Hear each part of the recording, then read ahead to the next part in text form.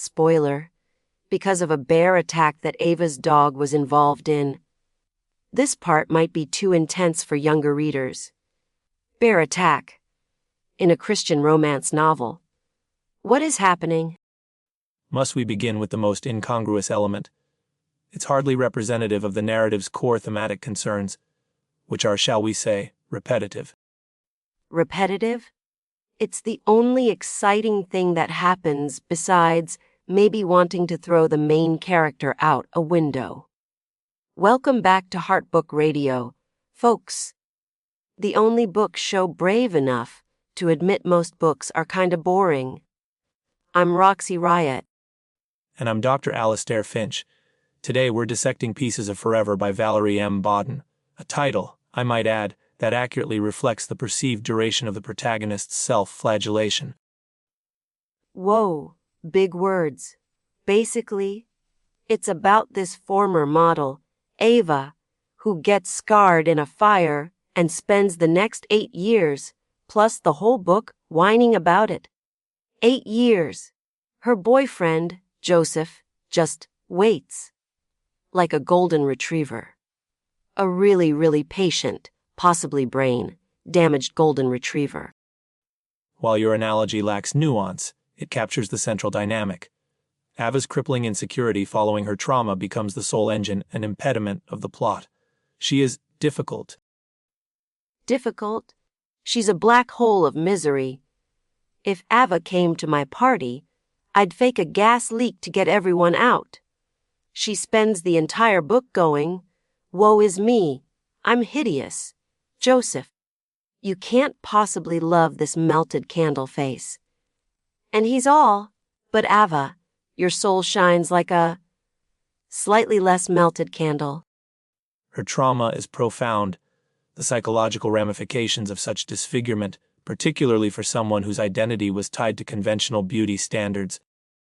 Oh, please? Trauma is one thing. Weaponizing it to make everyone around you miserable for nearly a decade is another.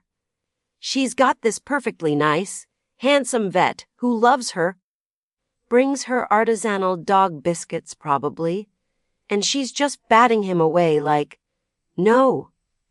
Go find someone whose face doesn't look like a relief map of the Rockies. You deserve perfection. Newsflash, lady, nobody's perfect. My cousin Brenda thought her deviated septum meant she'd die alone. She's married now. To a plumber. He seems fine.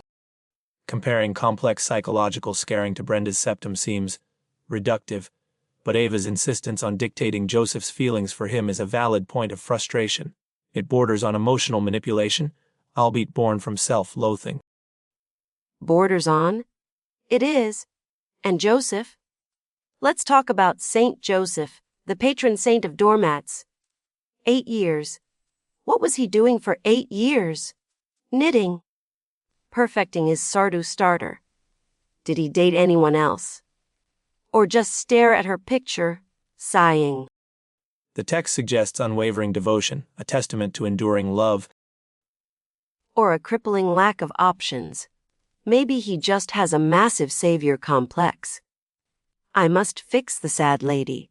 It's almost creepy, isn't it? If some guy kept showing up after I told him to beat it for 8 years, I wouldn't call it romance. I'd call the cops. Remember when you kept insisting Lenny Small was just misunderstood? In Of Mice and Men? This is like that, but with less rabbit, petting, and more whining. That is not what I said about Lenny, and you know it. We were discussing thematic determinism in Steinbeck, which you clearly slept through after declaring The Grapes of Wrath needed more car chases. Joseph's patience is presented as virtuous within the genre's framework.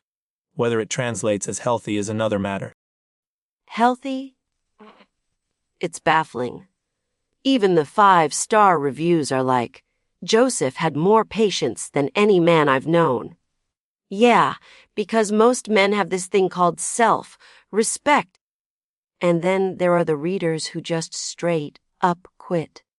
One review literally said, Her determination to be miserable was much more than I could handle, and I bailed on the story. I feel you, sister. Indeed. The reader attrition rate seems unusually high. One reviewer noted, Ava's constant self-doubt was an overkill to the point of annoying. A rather spectacular understatement. It raises the question, is this book actually any good, or just a test of endurance? Good. It's like watching paint dry.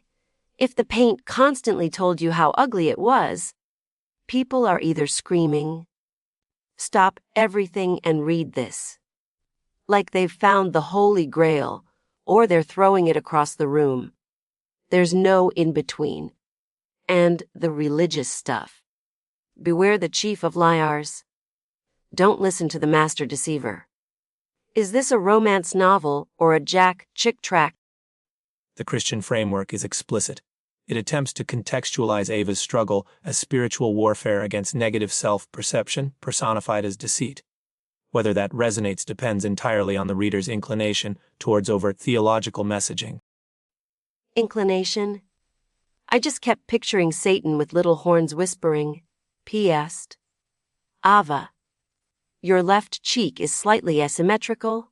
It's bonkers. And then, bam, beer attack. Out of nowhere. Was the author just like, needs more bears? The Ursine incident is jarringly incongruous, perhaps intended as a catalyst for Joseph's protective instincts to re-emerge, or simply a bear happened to be nearby. It defies easy narrative justification. If Ava were a sandwich, what kind would she be? That's nonsensical. We are discussing literary merit, not dilly meats. Fine.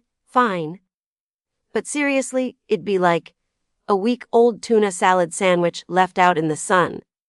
You know it was probably okay once, but now just looking at it makes you sad and slightly nauseous. And Joseph is the guy who keeps saying, "No, really, it's still good. Just needs more mayo." All right, wrap-up time. Despite my reservations about the pacing and the protagonist's static nature, the author does commit to her premise. For sheer, unwavering focus on one emotional note, it's something. I give it 4 out of 9 circles of Dante's Inferno, specifically the one reserved for the sullen. Wow. High praise. Me, I give Pieces of Forever 2 out of 10 restraining orders. Joseph probably should have filed against himself. It was infuriating.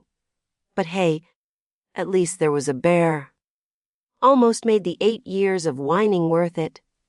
Almost. Join us next week on Heart Book Radio when we'll be tackling Chadwick the Sentient Stapler Finds Love. Apparently, it's a poignant office supply romance.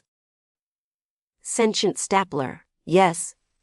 Finally, a protagonist I can relate to. Until next time, keep your pages turning and your expectations low. This is Heart Book Radio.